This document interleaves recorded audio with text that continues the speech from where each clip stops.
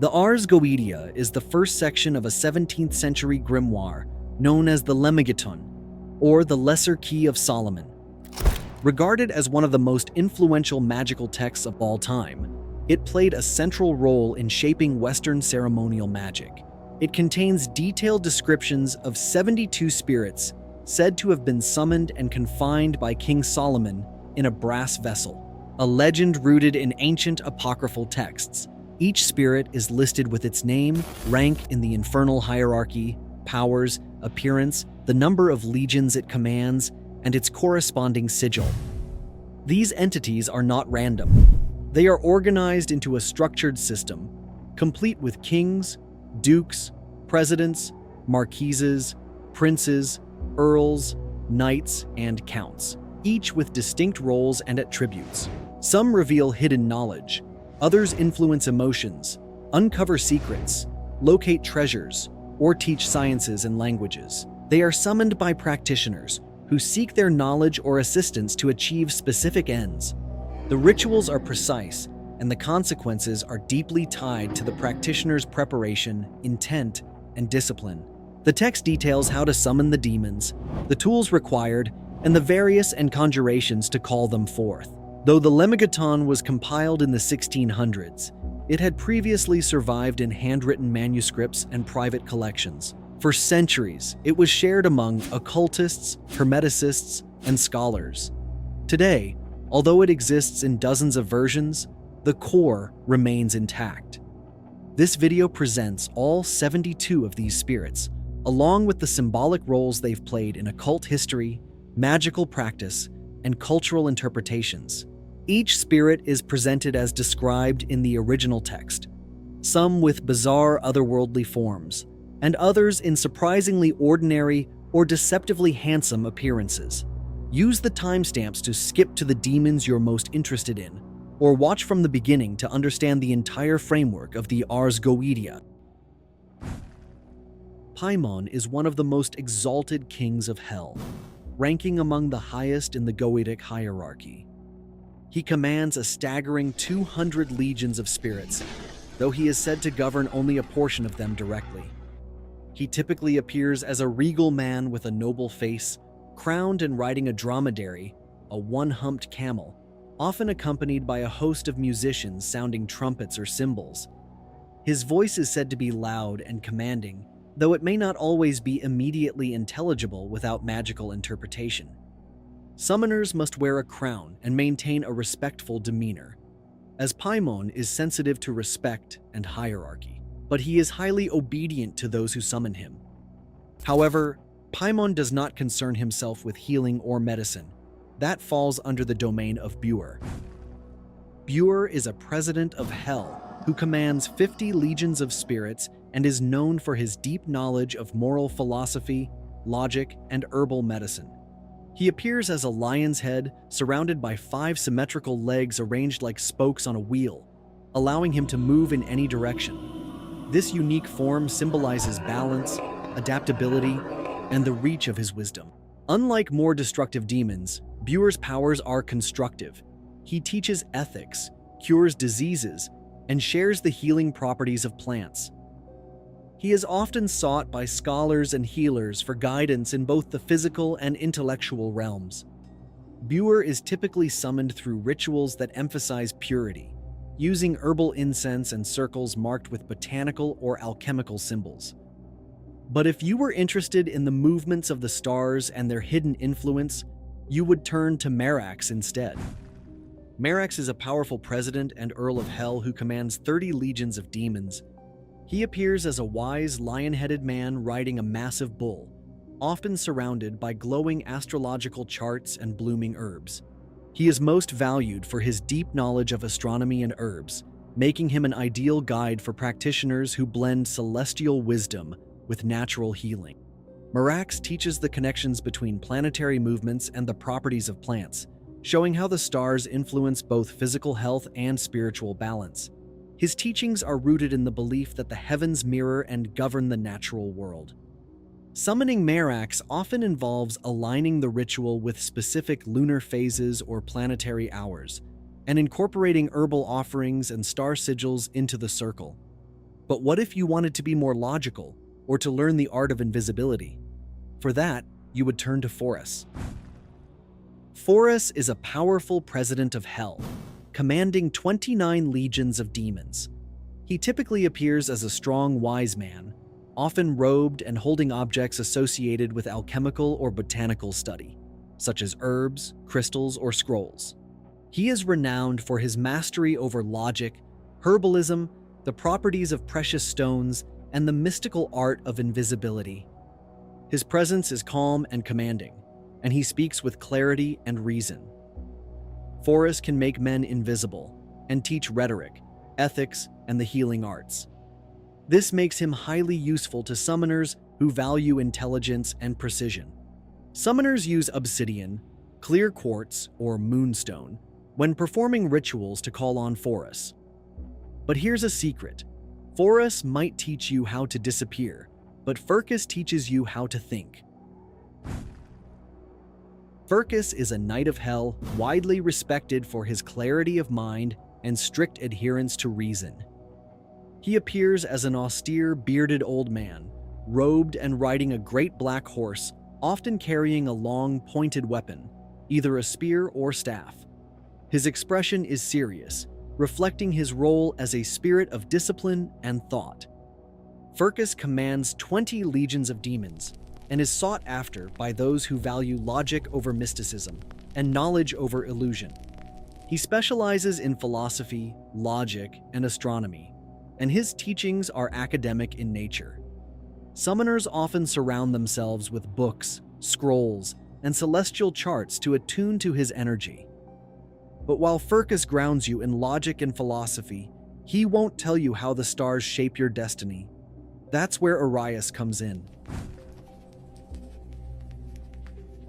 Orias is a powerful Marquis of Hell, commanding 30 legions of demons.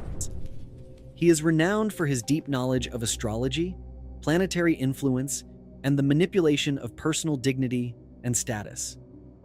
Orias typically appears as a man riding a strong and noble lion, often holding a serpent in his right hand, a symbol of power, wisdom, and transformation.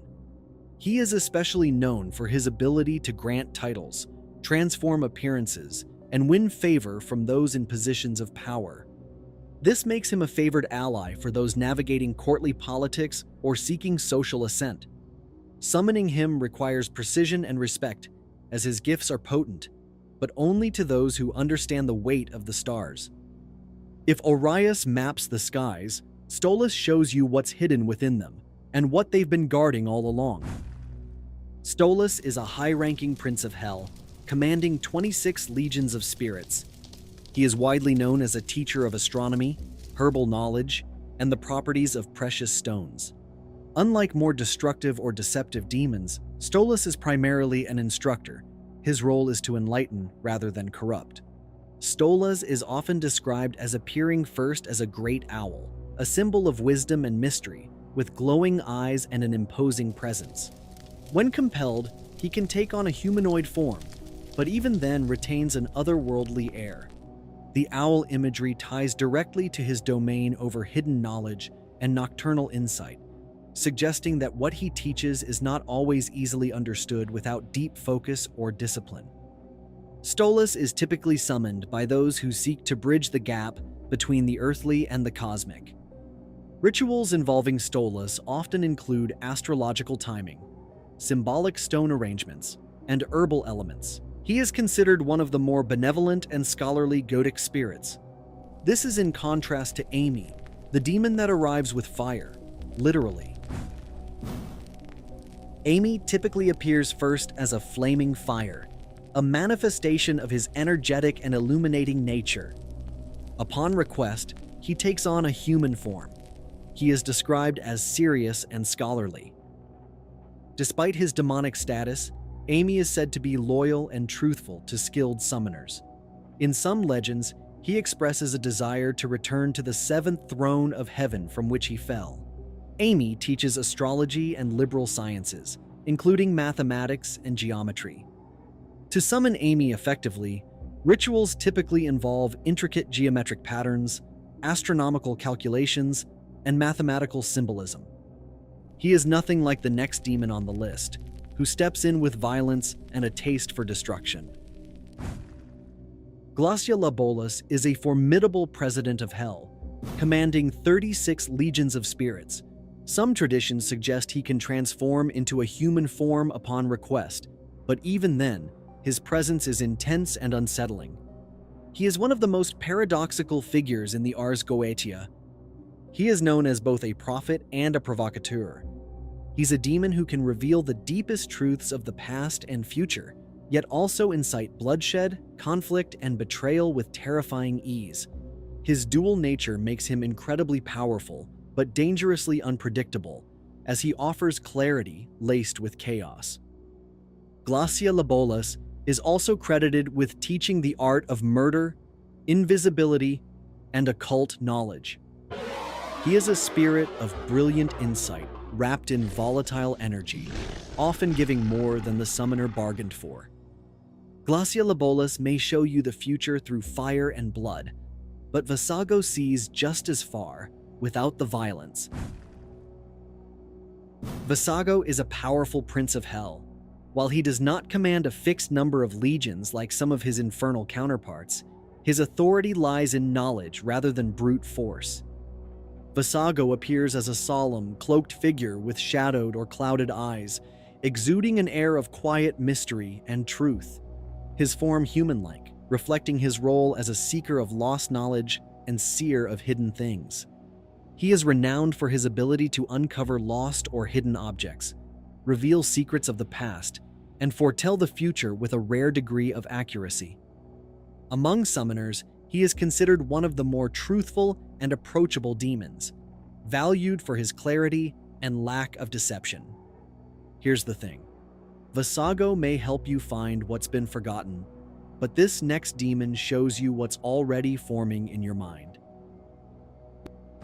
Ipos is a mighty earl and prince of hell. He commands 36 legions of demons.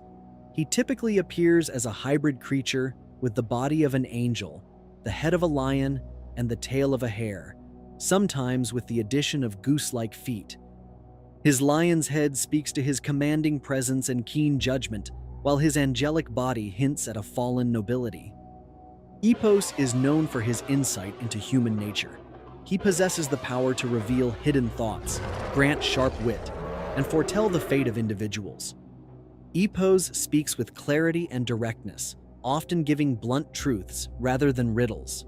For those who know, Ipos uncovers your inner world, but Ronove equips you to speak it into existence.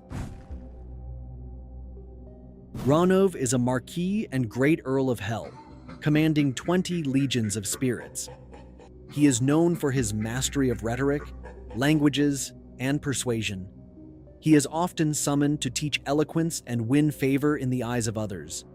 He typically appears as a shadowy figure bearing a staff or banner, with a face that shifts between a kindly scholar and a sly trickster.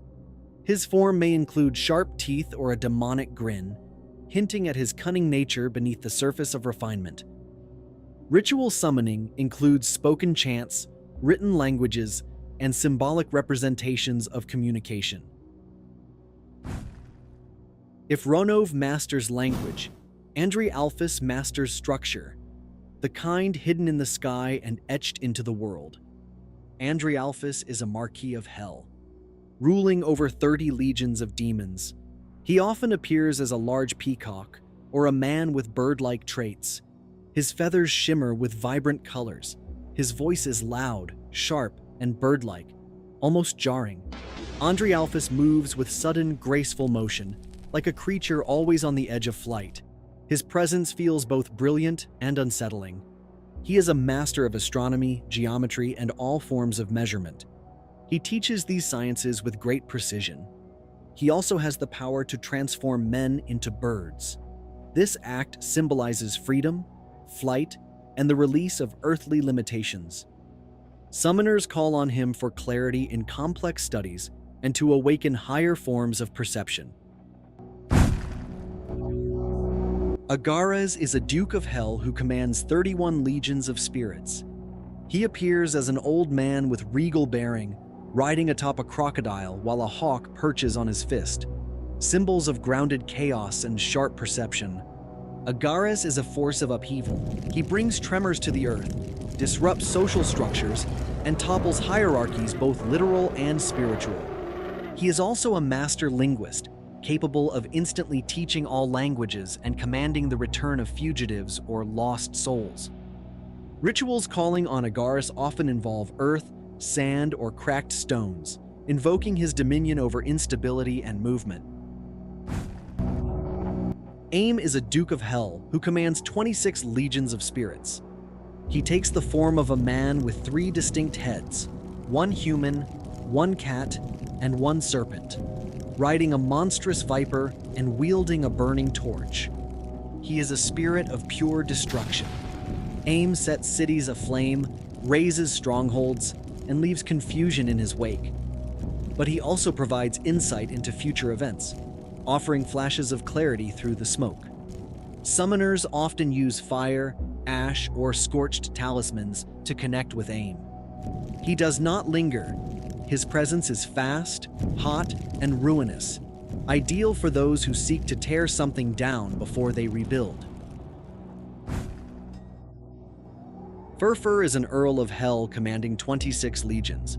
He first appears as a majestic deer, a form both noble and deceptive. His true shape, that of a winged angel wreathed in lightning, is only revealed when confined within a ritual triangle. He is the storm incarnate. Furfur conjures tempests, thunder, and uncontrollable winds. He also influences love between people and speaks falsely unless properly restrained. Rituals involving Furfur often use charged air, loud percussion, or lightning imagery.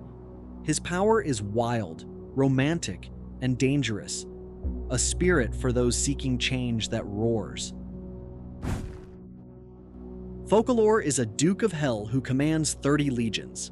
He appears as a man with powerful griffin wings, exuding both nobility and the cold breath of the sea. He governs wind and water with deadly precision. Focalor can drown enemies, cause shipwrecks, or calm the sea entirely depending on the summoner's will.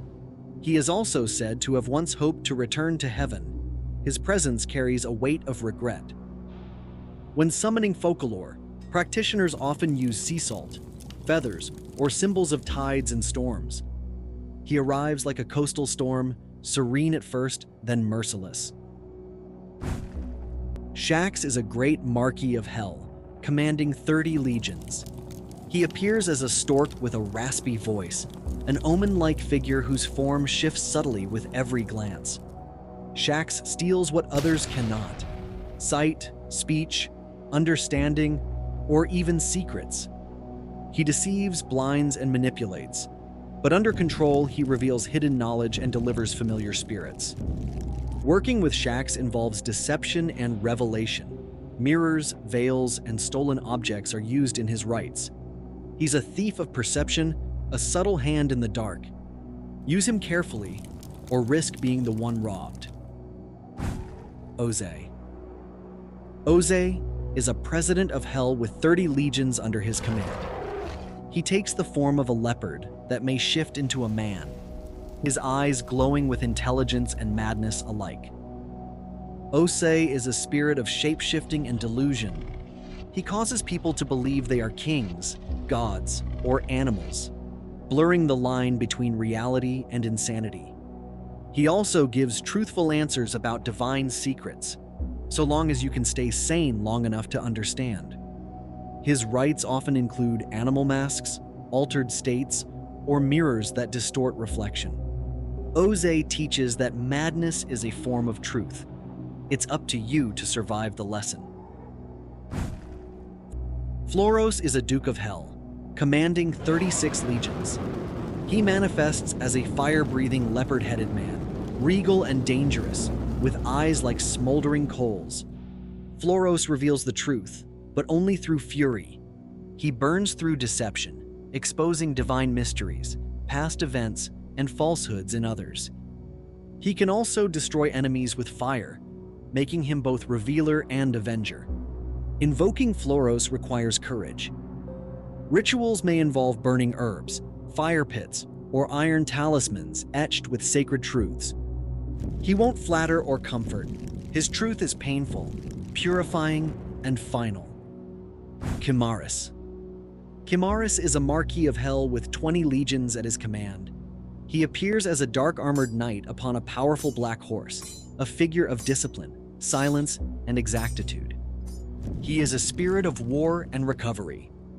Kimaris trains warriors, teaches the secrets of battle, and recovers lost objects, places, or even people. His loyalty is ironclad. He aids those with honorable intent and martial focus. Rituals calling Kimaris often involve weapons, soil from battlefields, or lost heirlooms. He is a protector and tracker, a demon whose strength lies in clarity of purpose. Alloces is a Duke of Hell commanding 36 legions. He appears as a lion-headed soldier, riding a colossal horse, his voice like the roar of distant war drums. He governs warfare and astronomy, a unique combination that reflects both strategic might and intellectual clarity.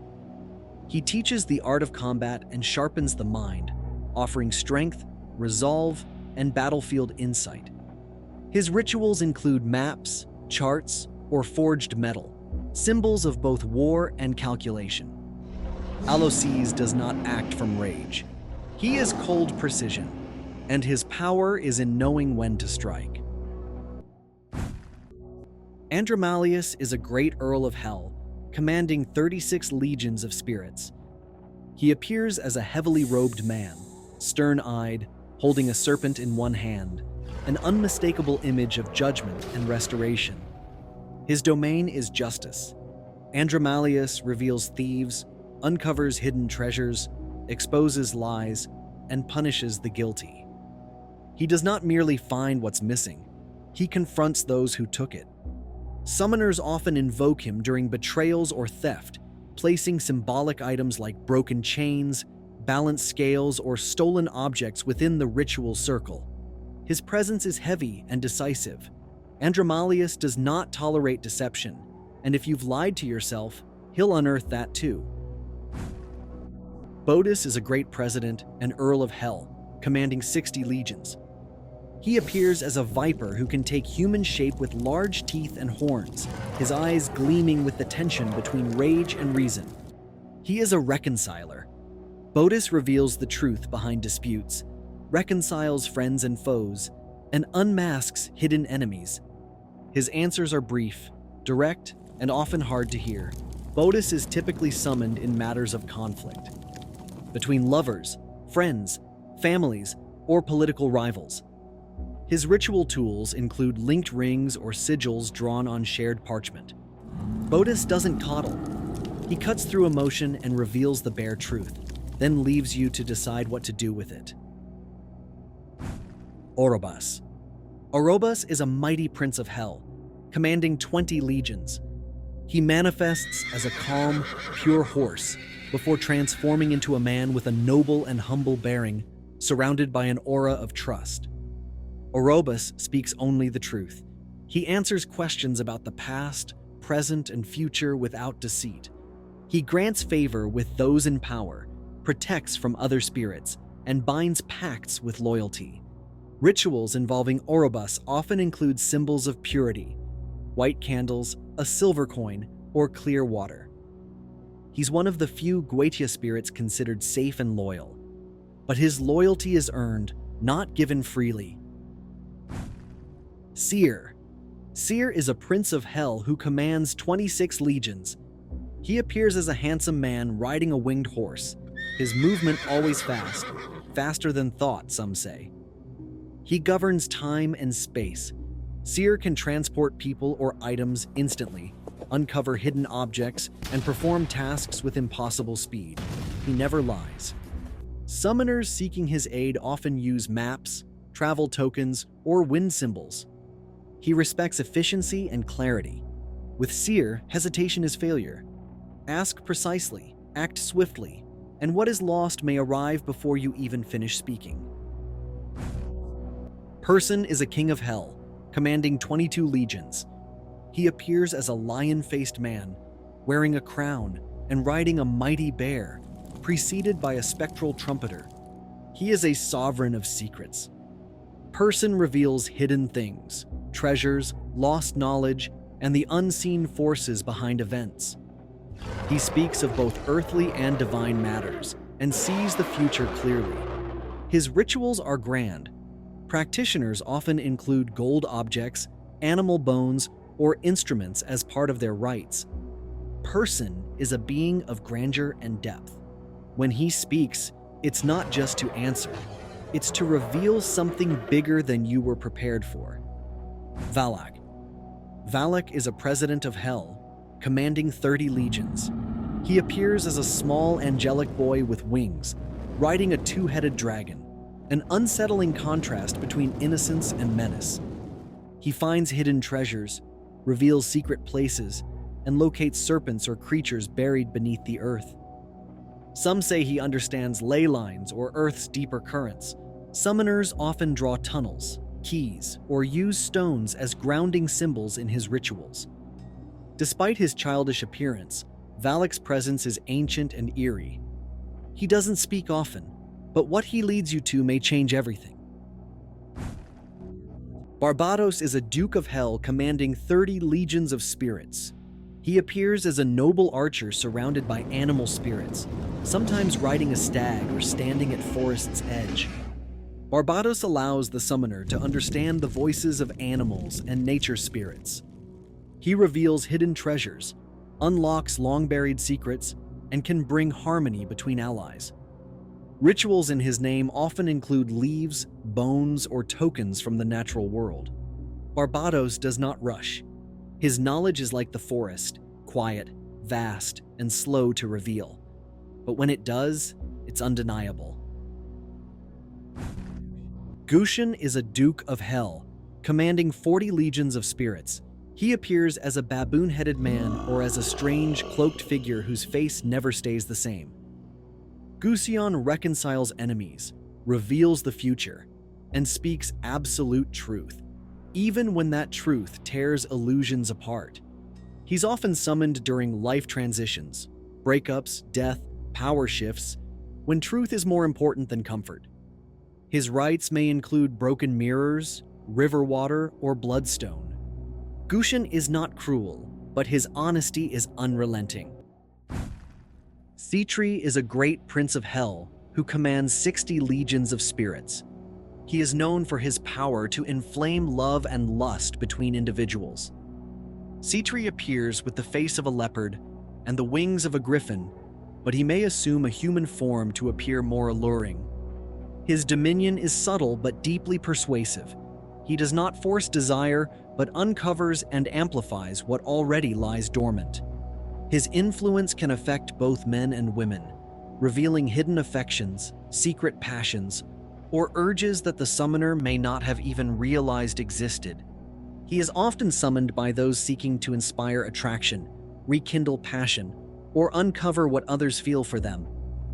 Rituals involving Sitri are typically rich in sensual imagery, rose petals, silk fabrics, romantic perfumes, and candlelight. Sitri works through intimacy and seduction, but the danger lies in his ability to expose emotional vulnerabilities. Zepar is a Duke of Hell commanding 26 legions. He typically appears as a soldier dressed in red armor. His main role is to incite romantic attraction and lust, particularly between men and women. Zepar's gifts, however, are notoriously double-edged. While he can cause people to fall deeply in love, his presence often renders women barren. This paradox makes him a symbol of the cruel irony of desire: to love but not to create, to burn with passion yet face sterility. Those who summon Zepar are often desperate for connection, passion, or dominance in romantic affairs, but his rituals must be handled with care. While he may grant powerful influence over another's heart, Zepar's gifts carry risk. The love he creates may be fervent and immediate, but it is often unsustainable, and the physical or spiritual consequences may outweigh the temporary euphoria. Baleth is one of the most powerful and feared kings of hell, commanding 85 legions of spirits. His presence is grand and commanding. He is said to arrive riding a pale horse, accompanied by a blast of trumpets and a terrifying display of authority. Belith is not a demon of courtship or subtlety. He overwhelms, possessing the ability to cause individuals to fall in love through pressure rather than persuasion. His energy can provoke uncontrollable desire, but only those prepared to master his volatile presence can wield it safely. Gremory is one of the rare female-presenting demons out of the 72. She's a powerful Duchess of Hell who commands 26 legions. She appears as a beautiful woman crowned with a duchess's diadem, riding a camel. Gremory has great insight into matters of love and fidelity, revealing what a person truly feels, even if those feelings are hidden or suppressed. She can enhance the summoner's charisma and magnetism, especially when seeking the attention of the opposite sex. Gremory is often summoned by those looking for clarity in romantic entanglements or wishing to enhance their attractiveness and charm. Rituals for Gremory tend to be elegant and refined, using perfumes, fine fabrics, mirrors, and symbols of luxury. Gap holds dual rank as a president and prince of hell and commands 66 legions. He is one of the more versatile demons, dealing not just in emotional manipulation, but also in philosophy, liberal sciences, and hidden knowledge. He is often depicted as a wise and commanding figure, sometimes appearing human, but with an aura of sharp intellect and cunning. Gap has the ability to cause love or hatred between individuals, influence the minds of others, and even steal familiars from other magicians. His power lies in his capacity to combine logic and emotion. He is not simply a demon of lust or attraction, but of intelligent influence. Dantalion is a Duke of Hell who commands 36. He appears as a robed figure with many faces, sometimes dozens, all speaking simultaneously in different tongues. This multiplicity symbolizes his deep understanding of the human psyche and his access to the inner workings of any mind he encounters.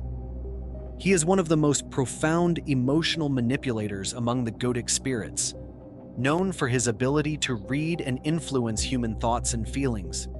Dantalion can cause love, alter perceptions, influence emotions, and even implant thoughts. His methods are subtle, weaving changes into a person's mind without force. He is often invoked by those who wish to sway others gently through persuasion, emotional bonding, or mental suggestion, rather than domination. Asmodee, also known as Asmodeus, is one of the most prominent and dangerous demons. He rules over 72 legions of spirits. He is depicted with 3 heads, man, bull, and ram, riding a dragon and holding a burning lance. He is a great king of hell, deeply associated with lust, indulgence, gambling, and the uncovering of hidden treasures. Summoning Asmodee involves elaborate rituals centered on excess and vice. Offerings include gold coins, dice, intoxicants, sensual objects, and symbols of forbidden pleasure. Asmodee is a patron of indulgence and ambition, and while his gifts can be immense, granting both physical and material satisfaction, they come with the risk of spiritual degradation. To call on Asmodee is to walk willingly into temptation, and not everyone walks back. Saleos is a Duke of Hell who commands 30 legions of spirits. He is one of the few demons whose presence is marked by gentleness rather than intimidation. He typically appears as a strikingly handsome soldier, wearing a ducal crown, riding a crocodile, a surreal image that symbolizes both his nobility and primal strength. His bearing is serene, and his energy is warm, evoking the feeling of safe, mutual affection rather than lust or obsession. Unlike other spirits who deal in matters of the heart, Saleos does not manipulate or inflame passions for selfish gain. Instead, he fosters genuine romantic love, often helping to restore damaged relationships or kindle affection between two people with mutual respect. Saleos works quietly but powerfully, guiding the heart toward tenderness without coercion. Vuel is a mighty duke who governs 37 legions. His powers lie in language and hidden affections. He most often appears as a noble figure riding a dromedary, clothed in flowing garments that echo Middle Eastern or North African aristocracy. His speech resembles ancient Egyptian. Vuel's power spans both revelation and desire. He can unveil secrets from the past, predict elements of the future, and incite feelings of love or fascination in others. Vuel is elegant and diplomatic, often acting as a mediator or messenger between divided couples or estranged friends. To summon him, magicians use antique jewelry, ancient writings, desert imagery, or offerings of dates and incense that recall desert rituals. Baal is the first spirit listed in the Ars Goetia, and is described as a king ruling over 66 legions of demons. He is known for granting the power of invisibility to those who summon him. Baal typically appears with 3 heads, those of a man, a cat, and a toad, symbolizing his dominion over multiple realms and forms of existence. Baal's abilities are practical and direct. His focus on concealment and command make him a favored spirit for those seeking power through stealth and authority, rather than subtle manipulation. Paimon is a powerful Marquis of Hell, ruling over 40 legions. Known for his dual nature, Paimon can either reconcile bitter enemies or ignite violent feuds. He is often depicted in a striking hybrid form, appearing first as a wolf with a serpent's tail, capable of vomiting flames, and later transforming into a man with a raven's head and sharp dog-like teeth. This unusual imagery reflects his complex nature. The wolf and serpent suggest aggression and hidden danger, while the raven's head symbolizes intelligence, foresight, and spiritual manipulation. He navigates conflict expertly, acting as both peacemaker and warmonger. He manipulates relationships for his summoner's advantage or amusement. Unlike Baal's straightforward dominance, Paimon thrives on ambiguity, making him dangerous due to his unpredictable nature. Vapar is a Duke of Hell who commands 29 legions of demons and is traditionally described as appearing in the form of a mermaid. This aquatic half-human figure reflects his dominion over the sea and the hidden dangers it holds. In some versions, Vapar is described as an alluring yet dangerous female. A master of naval battles, Duke Vapar holds dominion over the seas and can cause wounds to fester and rot. Mariners and warriors feared his wrath, understanding that victory or devastating defeat at sea could hinge on Vapar's whims. Vapar's expertise lies specifically in naval warfare, making him uniquely feared by seafarers. Sabnok is a powerful Marquis of Hell who commands 50 legions of demons.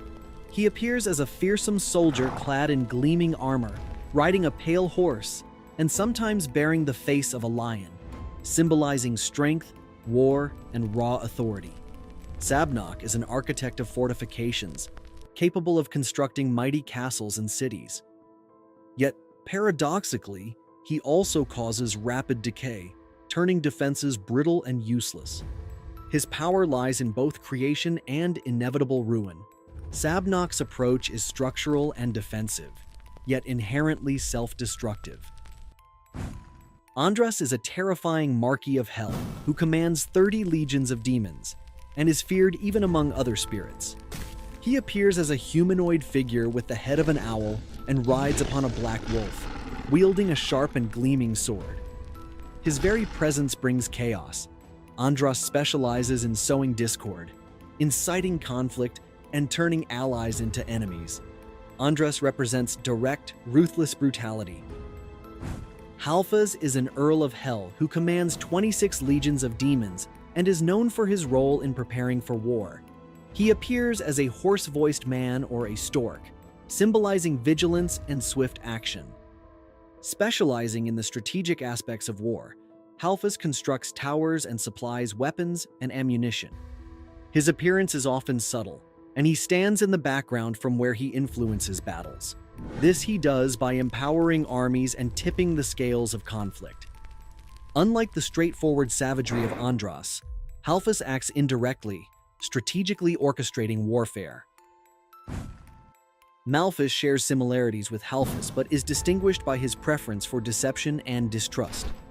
He builds fortifications while simultaneously sowing seeds of betrayal and suspicion among allies, undermining enemies from within. Malphus destabilizes through uncertainty and mistrust. Balam is a formidable king and powerful demon, commanding over 40 legions of spirits. He is typically depicted with 3 heads, one of a bull, one of a man, and one of a ram, and often rides a bear while carrying a hawk on his wrist. This imagery reflects his dominion over knowledge, perception, and raw power. Balam is known for giving perfect answers about the past, present, and future, and for granting invisibility and wit to those who summon him. Balam's strategic methods are precise and intellectual.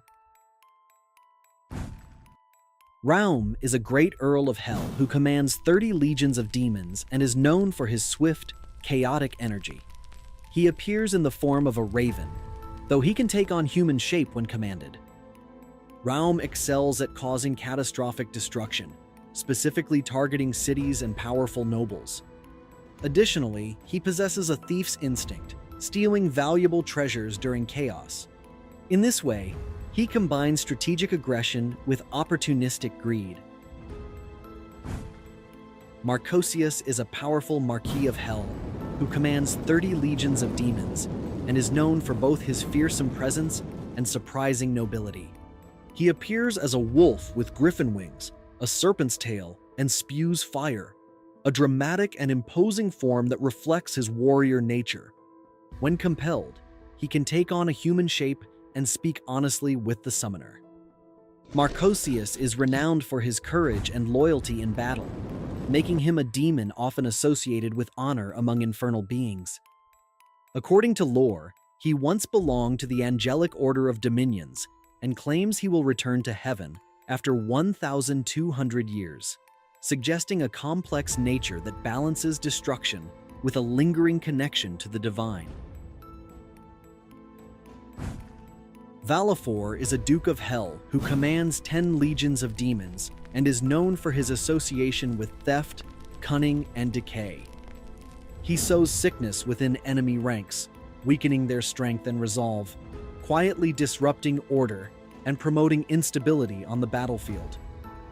While his loyalty seems beneficial at first, he is infamous for leading companions into ruin through manipulation.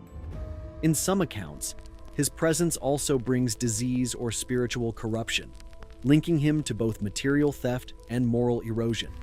Summoners seek him for stealth, charm, or sabotage, but always with caution, as his loyalty is conditional and deceptive by nature. Vine is a powerful king and Earl of Hell, commanding 45 legions of spirits. He appears as a lion-headed man riding a black horse, grasping a viper, an image symbolizing ferocity tempered by hidden knowledge. Vine is not concerned with charm or social finesse. His power lies in pulling back veils and forcing the truth into the open. He excels at uncovering secrets, exposing lies, and revealing the hidden workings of magical forces. Summoning rituals often involve clear, pointed questions and items symbolic of illumination: mirrors, keys, candles, or divination tools. When Vine is in the room, there is uncomfortable revelations, but it's invaluable to those seeking unfiltered knowledge. Astaroth is a Grand Duke of Hell commanding 40 legions. He appears as a beautiful angel riding a dragon and holding a serpent, a visual paradox that reflects his dual nature of wisdom and danger. He is one of the most intellectual demons in the Goetia, known for his command of sciences, languages, and rational persuasion. Astaroth wields influence through logic and deep knowledge. He is often summoned by scholars, strategists, or truth-seekers in need of clarity or insight. Rituals for Astaroth typically involve scholarly settings, books, symbols of time and learning, and offerings that reflect the summoner's dedication to reason over emotion. Forneus is a Marquis of Hell, ruling over 29 legions.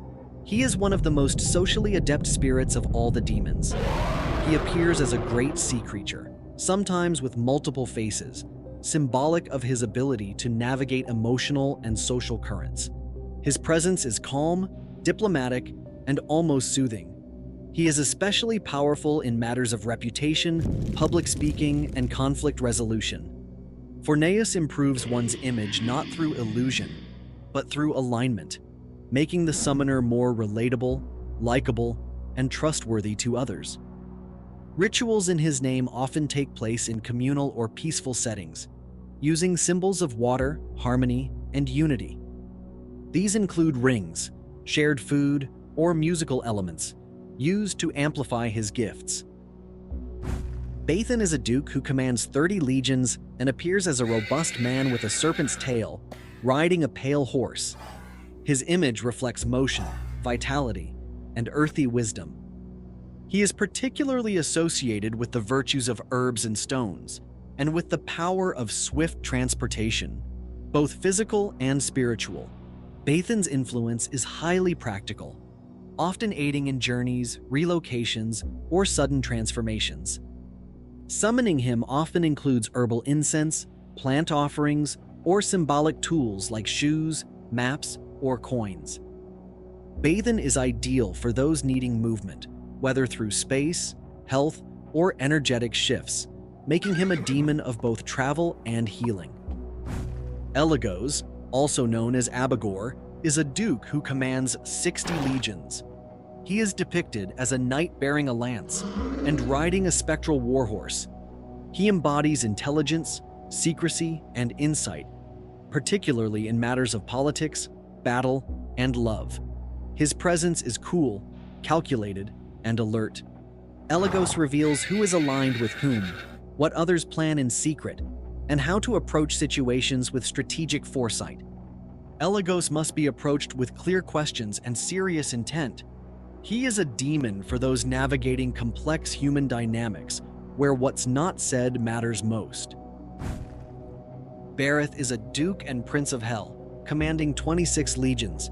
He often appears in red armor, mounted on a scarlet horse, and speaks in a dignified but deceptively pleasant tone. He grants titles, dignities, and favors, but always with a price. Bereth is a master of status manipulation, helping elevate individuals to positions of power or prestige. However, he is also known to lie if not properly contained or commanded. Rituals to summon Bereth involve strict boundaries and symbols of social rank, crowns, rings, seals, or robes, along with carefully worded requests. His influence is ideal for climbing social or political ladders, but his cunning nature demands respect, precision, and protective safeguards.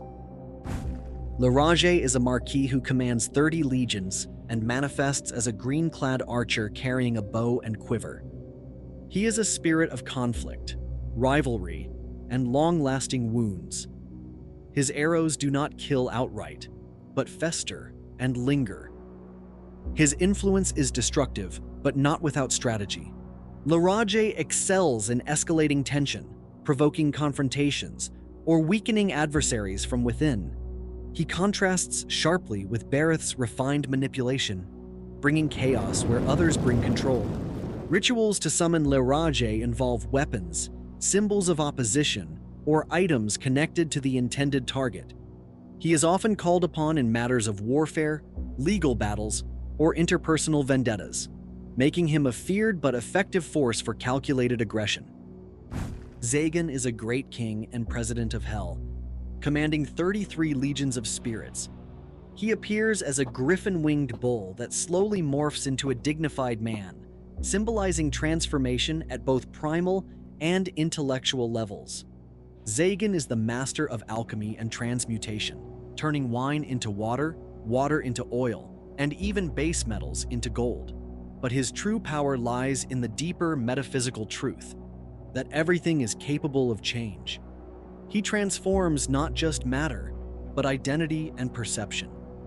Summoning rituals often incorporate symbols of flux and transformation, melting wax, fermented liquids, coins, and shifting light. The practitioner should be ready to sacrifice certainty, for Zagan brings change that is irreversible. Belial is one of the most exalted kings of hell, commanding 80 legions and often accompanied by regal, shadowy attendants. He manifests as a tall, commanding man in fine black robes, crowned and carrying a scepter, his presence radiating both nobility and dread. Belial's power lies in granting rank, favor, and authority. He opens the gates to power structures, political, financial, religious, and bends them toward those who serve him well. Unlike tricksters or merchants, Belial works in dignified permanence. He raises rulers. Summoning him involves ceremonial robes, signs of prestige, rings, seals, or contracts, and unwavering resolve. He expects to be treated with the respect one would show a monarch and offers political ascension in return. Buer is a Duke of Hell who commands 30 legions of spirits, many of them drawn from the ranks of the dead. He often appears as a regal man with the head of a dragon, speaking with a voice that trembles between wisdom and finality. Buer governs both material wealth and spiritual dominion over the dead, an unusual combination that makes him a favorite of those who walk the line between earthly success and otherworldly insight. He is not simply a bringer of gold. He is the arbiter of ancestral guidance, often revealing how the deeds of the past ripple into the prosperity of the present. Summoning this demon requires more than greed. It demands respect for the grave. Effective rituals often incorporate coins buried in soil from a cemetery, incantations written in blood-red ink, and symbols of both finance and mortality, such as ledgers, skulls, or black cloth over gold. You will feel his presence as a subtle shift in weight. The room grows heavier, yet filled with promise. To those who honor him properly, Buer offers both prosperity and protection from ancestral unrest, making him a dual-force spirit of inheritance and gain. Gamigan, sometimes called Samigina, is a Marquis of Hell who commands 30 legions of spirits, many of whom drowned, died young, or were otherwise lost to unfulfilled fates. He manifests as a small horse that transforms into a scholarly man, his face often obscured, his voice echoing as if underwater. Gamigan teaches liberal sciences, necromancy, and philosophy, focusing especially on the souls of those who died prematurely or violently. He offers not just knowledge but spiritual closure, a path to understanding what was cut short and why. Rituals to summon him include water symbolism, like bowls or vials of still water, shells or sea salt, alongside philosophical texts, bones, and funeral tokens. His energy is quiet, but unsettling, like a question you're afraid to ask but must answer.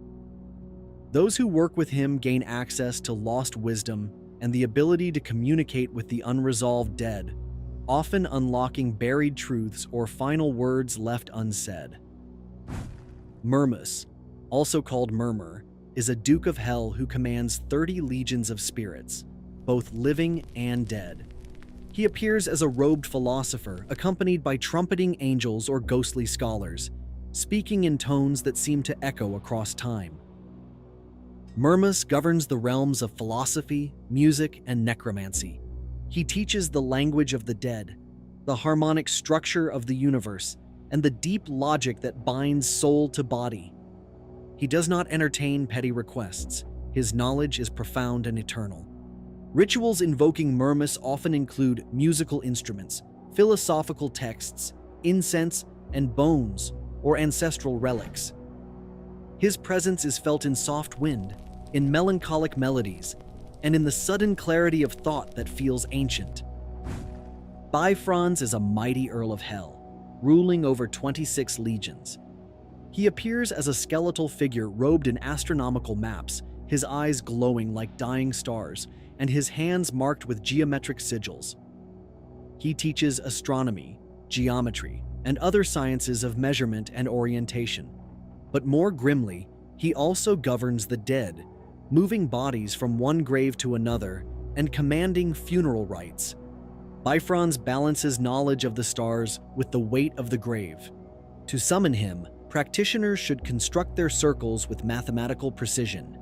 Symbols of death, hourglasses, stone, and star charts help align the ritual with his dual nature. His wisdom offers both spiritual navigation and practical structure. Marbas is a president of Hell who commands 36 legions of spirits. He appears first as a great lion before assuming the shape of a wise man, often hooded or robed, with eyes that seem to peer directly into the soul. His dominion is over hidden knowledge, especially that which relates to the human body and the inner workings of machines. Marbas is both healer and harbinger of disease, capable of curing illnesses or inflicting them with equal ease. He is frequently called upon in rituals seeking mechanical insight, diagnostic clarity, or uncommon medical intervention. Practitioners report receiving precise knowledge about the causes of ailments, both physical and energetic. Hagenti. Hagenti is a mighty president who commands 33 legions. He appears as a bull with wings, though he may transform into a man upon request. He is known as the master of transmutation, capable of turning any metal into gold and any liquid into wine or water. But his true gift lies not in wealth, but in the alchemy of the soul. He teaches the deepest principles of change, of essence, identity, and matter. Hagenti is often invoked during major life transformations, both physical and psychological. His rituals involve symbols of the Ouroboros, flasks, and the number 3, which he is said to favor. While his abilities tempt the greedy, he works best with those seeking inner mastery, not material greed. Vapula is a powerful duke who commands 36 legions. He appears as a lion with griffin-like wings, exuding both nobility and raw creative force. He teaches mechanical arts, philosophy, and all forms of handicraft and technical skill. Those who call upon him often receive flashes of insight into how things work, or how to build what has never existed before. Vapula is the demon of engineers, inventors, and those who labor at the edge of innovation. He is especially responsive to offerings made with one's own hands, blueprints, models, or instruments created in dedication. However, his teachings can become dangerous when applied without conscience, as they are devoid of moral direction. Vapula gives the tools. It is up to the summoner how to use them. Cameo. Cameo, also known as Caem, is a great president who governs 30 legions. He is often seen as a graceful man holding a sharp blade, or as a blackbird circling above the summoning circle. His specialty is understanding the languages of animals, natural omens, and the mysteries of speech itself. Cameo bridges the boundary between the animal and human worlds, allowing the magician to comprehend primal messages and subtle energies. His presence is quiet and observant, often heralded by the sudden stillness of birds or dogs howling at unseen forces. He is also a revealer of hidden things, especially truths buried beneath the surface of everyday life. Summoners must be attuned to nuance and symbolism, for Cameo speaks in riddles more often than plain words. Phoenix is a great marquis who commands 20 legions. He appears as a phoenix-like bird wreathed in flames, and when he sings, the sound is said to be both entrancing and deeply sorrowful. He is the demon of poets, singers, and artists, those who use language and expression as vessels of power. Phoenix inspires artistic output that is both passionate and haunting, often tied to themes of death, rebirth, or sacred longing. He can be invoked for help in writing, singing, or speaking beautifully, but his voice, though enchanting, should not be mistaken for love. Phoenix, much like a phoenix, also rises from the ashes, as he serves both heaven and hell in alternating cycles of 1,200 years. He is safe to summon with gentleness, but his messages often carry an emotional weight that cannot be ignored. Decarabia. Decarabia is a marquis who commands 30 legions. He has a very unique look, appearing as a 5-pointed star that drifts through the air, sometimes transforming into a frail man with starry eyes and moss-covered hands. His dominion is over herbs, stones, and the spirits of birds. He teaches how to understand their properties, not only medicinally, but magically and symbolically. Decarabia is a demon of nature's secret intelligence. He can instruct the summoner on the hidden uses of plants and minerals, especially in relation to spiritual elevation. His rituals often involve offerings of feathers, herbs, or polished stones arranged in specific patterns. He does not speak plainly, but instead through the movements of nature around the summoning. His presence is best felt, not heard. Crocel is a duke who commands 48 legions. He appears surrounded by mist, with flowing garments and water rippling around his feet, even on dry ground. He teaches the mystical properties of water, sacred sounds, and the subtle vibrations of the soul. Crocel's voice is soft but persistent, like a stream wearing down stone. He speaks in half-heard phrases and emotions rather than words. He is often invoked during spiritual purification, dream work, and sound-based rituals. Crocel can reveal hidden springs, both literal and metaphysical, and may be called upon to dissolve emotional blocks or unlock psychic flow. When summoned with reverence, he opens the way for emotional healing and deeper intuitive insight. Naberius is a marquis who governs 19 legions. He often appears as a three-headed dog, but may take the form of a darkly robed scholar with a sharp tongue and sharper mind. He is a patron of rhetoric, charisma, and social power, especially when one's reputation has been damaged or forgotten. He can restore dignity, sharpen wit, and teach the subtle power of presence. Naberius is not a brute force demon. His influence is one of style, intellect, and persuasion. Summoners may invoke him when preparing for public speaking, negotiations, or the reclaiming of a title or position that was unfairly lost. Though not violent, his energy is commanding. He teaches how to win with words rather than war. The Ars Goetia is a text written under the assumption that the practitioner is already a master of ceremonial magic. And the risks of attempting this magic can be very serious. Summoning a spirit means intentionally breaching the boundary between the human and the spiritual realms. The 72 spirits of the Goetia are not benign guides or helpers. They are autonomous intelligences, powerful, ancient, and often hostile to human arrogance. Without strict ritual protocols, they may refuse to obey, deceive the summoner, or attach themselves parasitically to the magician's life and mind. Historical magical orders repeatedly emphasized that the magician must maintain dominance over the spirit at all times. Any loss of concentration, emotional instability, or lack of spiritual authority could result in obsession, hallucinations, misfortune, or even complete psychological collapse. The price of failure is often slow, cumulative devastation, not instant destruction. So if the text is so dangerous, why are people still using the Ars Goetia? The Ars Goetia was never intended for casual use. It is not a beginner's manual. It is an advanced system of magic rooted in the ancient Solomonic tradition, attributed to King Solomon, the figure described in Scripture as the wisest of men and a master of spirits. According to the Testament of Solomon, he forged a hierarchy of demons, cataloging and commanding them through divine authority and a magical ring granted by heaven itself. The Ars Goetia draws from this foundation, presenting rituals designed to summon, bind, and control these same forces. Despite its dangers, the Ars Goetia remains a powerful and respected text among ceremonial magicians. It can be a tool for spiritual discovery, material assistance, and profound personal transformation if used correctly. But this is where it gets tricky. Traditional use requires months, sometimes years of preparatory work before any spirit is summoned.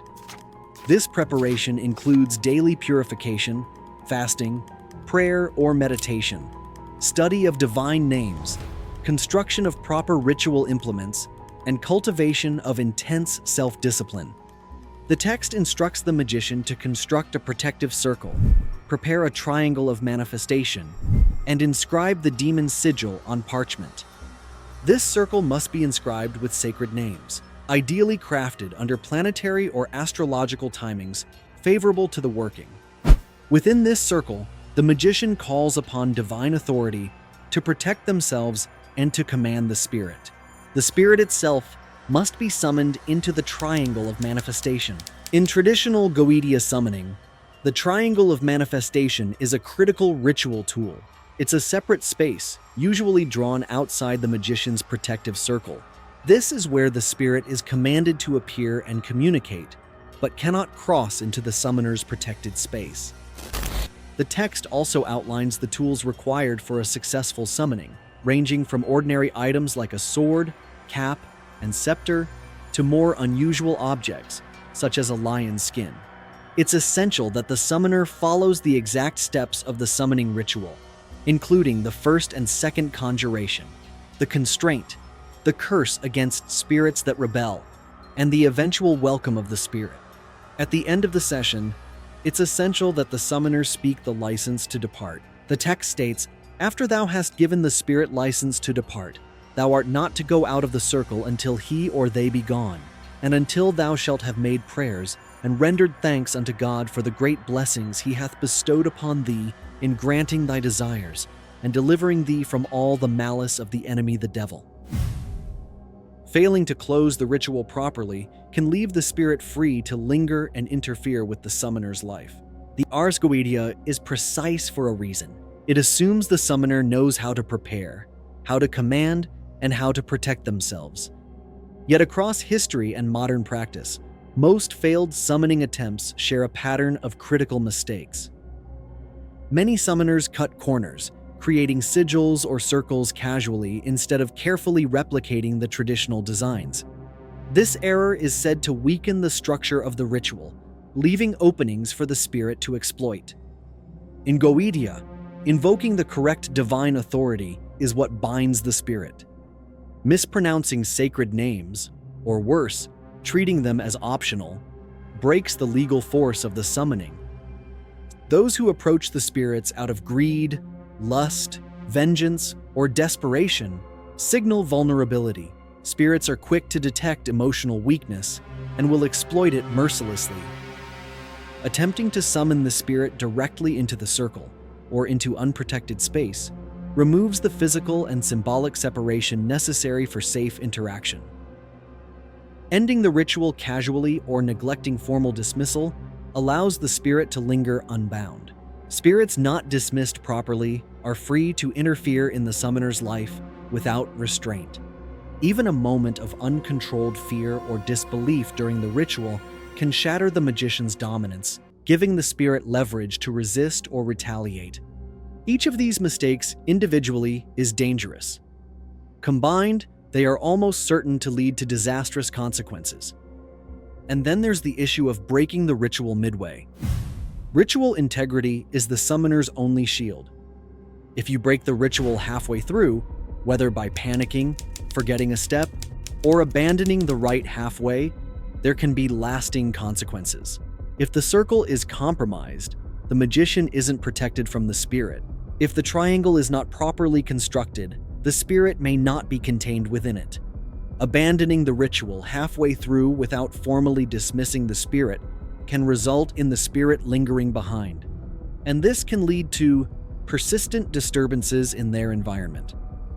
Recurrent nightmares or visions connected to the summoned spirit, a growing feeling of dread, depression, or irrational fear, breakdown in luck, relationships, health, or mental stability over time. In occult tradition, these effects are called spiritual contamination, the subtle but devastating influence of a spirit that was never properly sent back. Once contamination sets in, it often requires additional rituals, sometimes full exorcisms or banishings, to clear. And even then, some effects may linger, especially if the summoner remains spiritually weakened. The lesson is clear. If you begin a Goetic operation, you must be prepared to finish it. There is no safe halfway point. The Ars Goetia offers knowledge and power, but only to those capable of bearing its weight. Summoning these spirits is not a matter of curiosity or spectacle. It is a contract made with forces that are older and more cunning than humanity itself. The real danger of the Ars Goetia lies not in what is summoned, but in what is awakened within the summoner themselves. Only those who have prepared fully, who summon from a place of authority rather than hunger, and who understand the nature of the forces they call upon, can hope to use the Goetia safely.